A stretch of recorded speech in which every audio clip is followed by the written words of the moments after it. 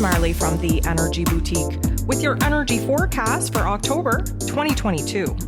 So on Sunday, October 9th, we have our full moon taking place in Aries energy at 4:55 p.m. Eastern Standard Time, and it will be taking place at 16 degrees.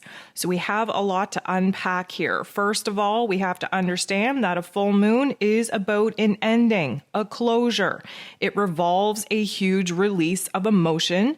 It involves a huge acceptance of some of the things that definitely didn't work out for us.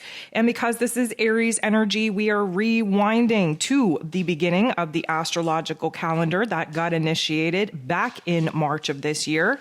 And of course, in Aries energy, being a fire energy, you best believe that we are going to be tapping into some very intense emotions. Considering the fact that Mars, the god of war, rules over this moon in Aries, we are definitely going to be feeling that warrior type of spirit. Let me just kind of illuminate to you that it is likely that we will be having a lot of anger issues, a lot of irritation, a lot of frustration, a lot of rage come to the surface of our awareness in order for us to get it out of our physical bodies. Now, this is a very kind of unique moon setup because essentially full moons are about endings. This one, because of the Aries nature, because of some of the aspects that we're going to cover here in just a second, this is almost like an ending and a beginning point. Very much embodies the qualities and characteristics of the full moon energy, which is endings and closures, but also is compounded with a fresh slate, a brand new beginning. Aries energy being the first sign of the zodiac is initiating a new path, a new direction moving forward. But some of these heavier emotions are kind of blocking us from taking this particular path. Reason being, well, we have a little bit of a purge, a little bit of a clean slate that we have to provide before we're going to turn these heavier emotions into something that we can work with. I want to dive into the reason for that and really kind of paint a picture on why this full moon in Aries is just a tad bit different. First of all, we have to understand that the sun is in Libran energy. Of course, Aries energy and Libran energy sit across from one another in the zodiac wheel. The Aries energy is about us as the individual. What do I want? What do I need? What do I desire? How do I identify? What do I want to pursue? Versus the Libran energy, which is all about the other people in our lives, the partnerships, the team, the group, the duo. It is essentially in the Libran energy where it is that we kind of put our own wants, needs, and desires, our individualism to the side in order to make other people happy. That's why we get the people-pleasing dominant features in this Libran energy. We have to consider the fact that the sun, being our life force energy, shining a bright light in this Libra energy, is showing us where it's important to find a healthy balance between honoring ourselves, pursuing what it is that we want, need, and desire as an individual, expressing our unique individualism while still compromising, negotiating, meeting others in the middle, because of course relationships are an essential part of our exploration. We actually learn the most about ourselves through the relationship that we have in the world and with other people. And in this Libran energy, in Libra season, we are definitely focused on where it is that we have to meet ourselves in the middle and meet each other in the middle. Of course, the Libran topics and themes for this season are balance, are peace, are harmony, are relationships. But the full moon in Aries wants to shine a bright light on the anger, the frustration, the irritability that we may be holding on to and harboring in order to actually do what we think is right for other people, by other people, and of course, what kind of heavier emotions get built up when we constantly put our own wants, needs, and desires aside. So, this is the very first full moon that we have had In this equinox energy, of course, when the sun moved into Libra season, it triggered the equinox, which is essentially an even playing field for this chunk of the astrological calendar. And this also indicates a halfway point in the astrological calendar as Aries kicks things off. And here we are with the full moon in Aries, indicating where it is that it's been an uphill battle from March up until this point. Now we're reaching the peak point of this, let's call it a mountain that we've been trying to climb. And now we have a totally different perspective now that we've reached the top. Now, yes, it has required a lot of pain, a lot of suffering, a lot of blood, sweat, and tears in order to get to this point. And like most people want to do when we reach the top of the mountain that we had very, very high doubts that we would never be able to reach, we want to scream. We want to let it out. We want to hear that energy leave our bodies as we kind of take in all that we've accomplished, take in all that we've struggled to move through, and really kind of just make peace with the perspective that we now have before we set off and try to come down the mountain. Again, the second part of this astrological calendar is an unwinding, if you will, of some of the things that didn't work out, some of the things we were having a hard time accepting and making peace with. And of course, we're in Libra season. That's the goal, is to make peace and accept some of the circumstances and situations karmically that popped off that we're just having a hard time aligning with in order for us to move on. So the reason why I wanted to talk about some of the aspects is because this one is a little bit special. This one's a little bit of a banger, mostly because normally we have the sun sitting across from the moon. This is what gives us our full moon. This kind of illuminates the battle, the conflict on where it is that we have to meet in the middle between the qualities and characteristics of both the Aries energy and the Libran energy. This time around, we have Venus, the goddess of love and beauty and worth and pleasure and money, in her place of power in this Libran energy, sitting very, very close to the sun. Now, side note, on October 22nd, we will have Venus and the Sun conjunct, meeting up with one another at the 29th degree of Libran energy, her place of power, wrapping up what has been a 5-year cycle and preparing us to move forward to initiate another 5-year cycle. If you follow the orbit of Venus moving through the cosmos, she actually creates a flower. This is the flower of life. And right now we are trying to close up this very last petal.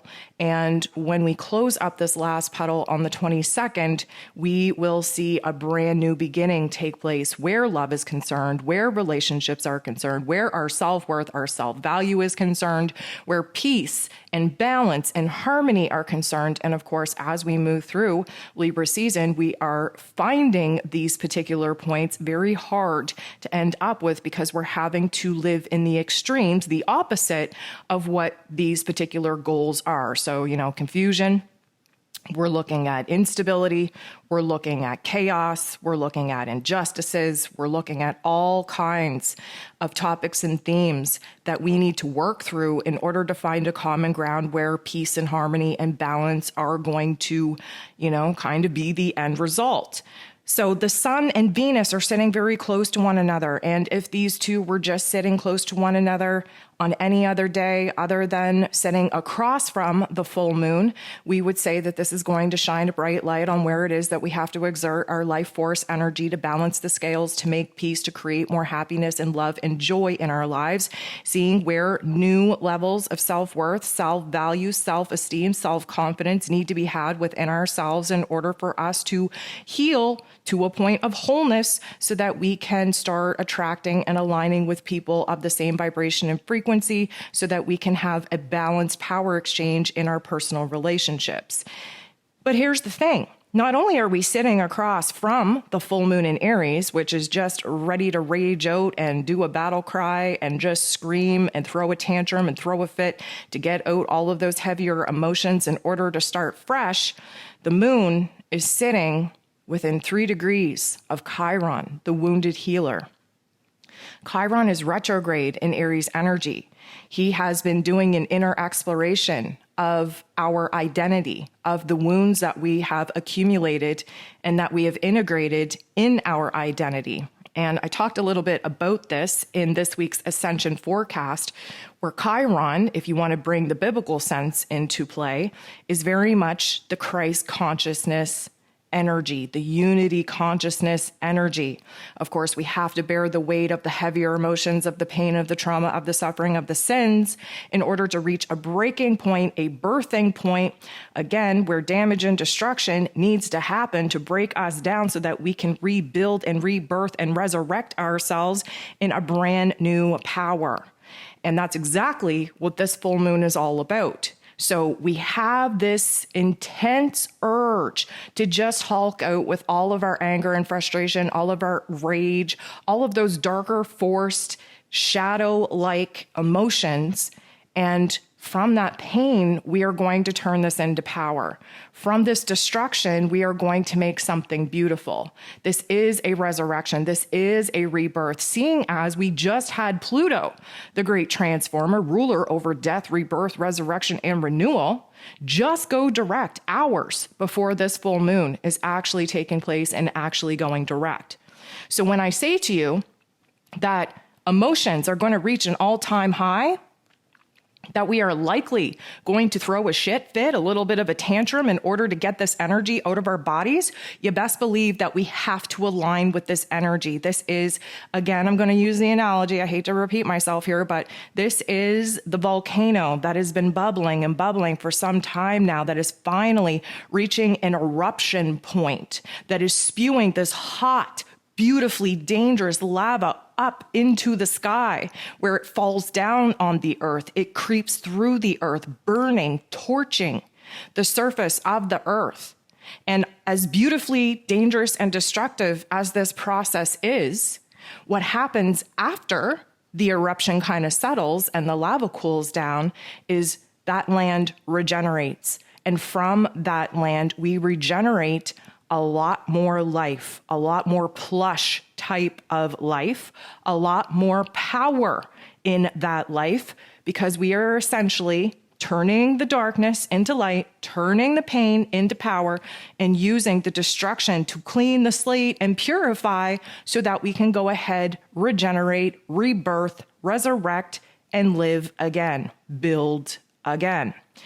So there is a lot of energy here. And what I will say to you is, please download the Moon Guide, because we walk through all the different aspects and how they contribute to your overall life. We do the shadow work. We get prompted, triggered, activated so that all of these repressed thoughts and emotions and memories that are harboring these lower vibrational frequencies that are creating energetic blocks in our physical form, preventing the light codes from actually coming in and having a clear, graceful channel to flow through our physical bodies, enlightening our physical bodies, recharging our energetic bodies.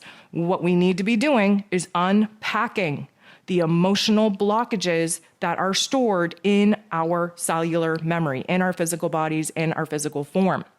So when you download the Moon Guide, it's going to kind of prompt you and trigger you, ask you the right kinds of questions to dive in and do the shadow work that is needed in order for us to acknowledge what's going on in our unconscious selves, what's bubbling underneath the surface of our awareness, so that we can bring those issues to light, actually bring them to life, do something with them, acknowledge them, get them out, release them, purge them, so that we're left with a clean slate.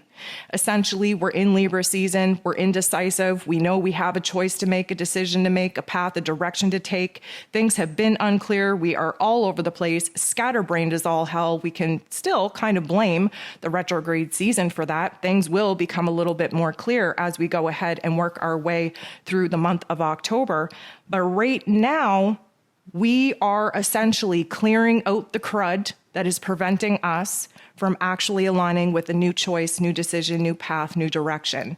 And when we reclaim our power, because this is what this is all about, we are going to be leaning into one path, choice, direction, and path over the other. And that has to feel a little bit reassuring, especially after this very crazy and chaotic time of karmic life lessons being thrown at us that we've been having a hard time accepting, a hard time even figuring out what it is that we're supposed to do.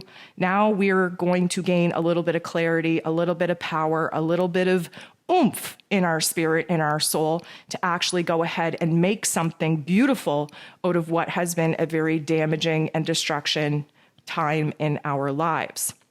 So what you will also discover in the moon guide is that the elemental energy profile for this particular moon event is even between earth and air. Now, for many, many moons throughout 2022, we have had earth dominant events because, of course, our landscape is changing. Our physical circumstances, our realities are changing. People are coming and going. Jobs are falling apart. Our home life is falling apart. We are essentially falling apart in order for us to be put together in a way that is more in alignment with our mission, with our purpose, with our higher self.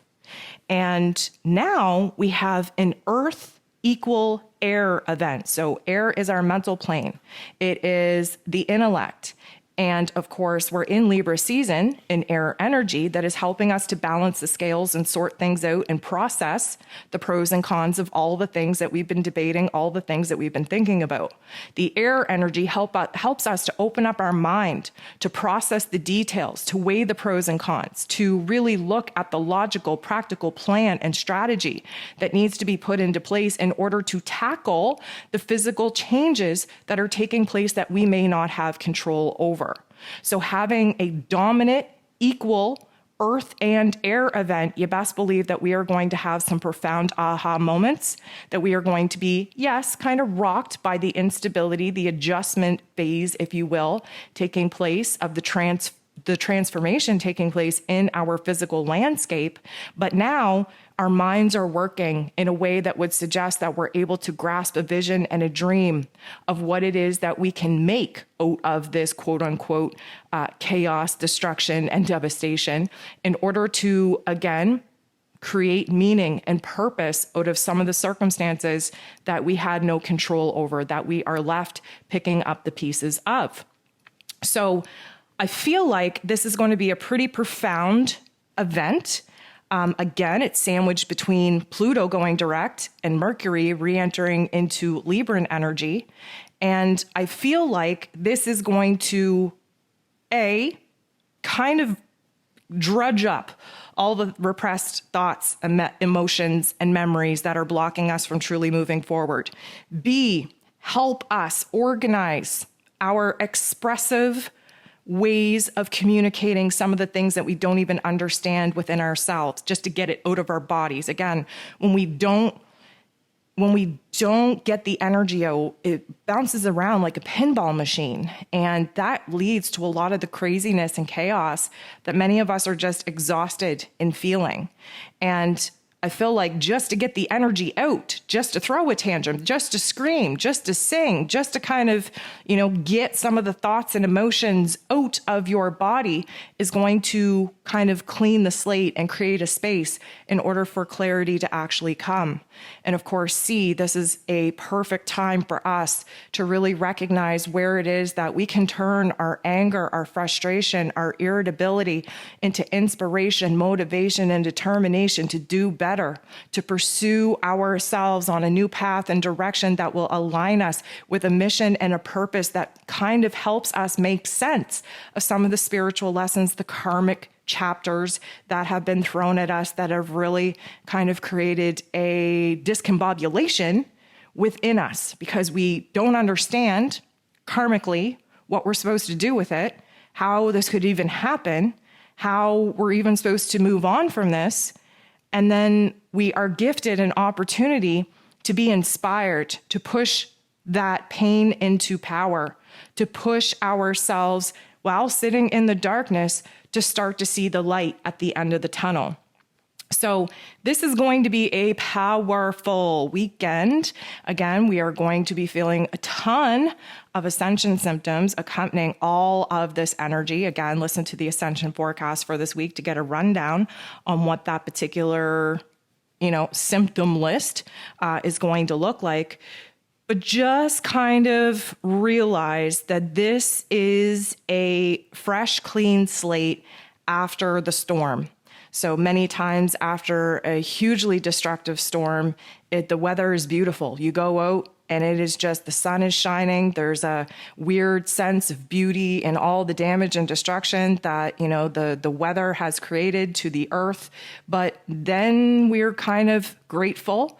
We're inspired. We're eager to get the cleanup really underway so that we have a fresh, clean slate to begin again. This is very much the emotional and intellectual, spiritual, physical landscape that we will be kind of looking at as we move through this full moon energy and as we come out of it over this next week. So, with all that being said, let it out. Whatever's rising within you, get it out of your body. Of course, I'm going to recommend that you choose healthy ways to channel this particular energy. But at the end of the day, you just got to get that energy moving. You have to kind of remove the blocks, remove the filters that you've been using to keep all of this energy repressed down within your unconscious self, not realizing the kind of cluster F that these particular emotions are creating as far as blockages go in your cellular memory, in your physical body, in your spiritual body, your mental plane, and your heart space. So get that body moving, get that energy flowing, get that anger and aggression rising to the surface. Let's just give ourselves permission to throw a little bit of a tantrum, and then let's begin again. I hope you have a beautiful full moon, and we'll talk to you soon.